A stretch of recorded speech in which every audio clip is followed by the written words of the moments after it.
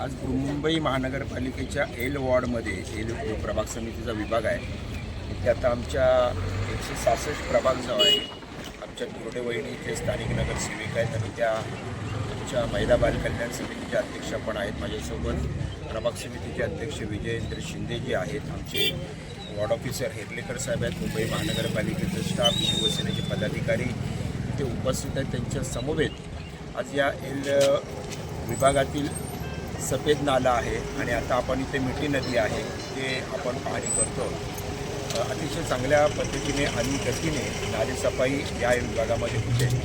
थोडंसं निविदा प्रक्रिया पूर्ण व्हायला वेळ लागला, त्या कारणाने ठेकेदार आपल्याकडे उशिरा आले, परंतु जे आले आहेत आता ठेकेदार त्यांच्याबरोबर घेऊन अतिशय जोमाने आमचे प्रशासकीय अधिकारी सगळे स्ट्रॉंग वॉटर ड्रेनचे अधिकारी असतील, आमचे वॉर्डचे अधिकारी असतील, हे चांगलं काम करतात. आणि स्थानिक नगरसेवक म्हणा की मी आता या मुंबई शहराचा उपमहापौर म्हणून आम्ही सर्व महायुतीच्या आणि आमचे विरोधी पक्षातले देखील स्थानिक नगरसेवक नगरसेविका यांना बरोबर घेऊन पावसाळ्यापूर्वीची नालेसफाई चांगल्या पद्धतीने करून घेण्याचा आम्ही प्रयत्न करतो आणि ते पुढे देखील करत राहणार. की मुंबई शहरामधला आद्य जो काही आमचा मूळ रहिवासी आहे हा कोळी आहे, कोळी बांधव आहे आमचा.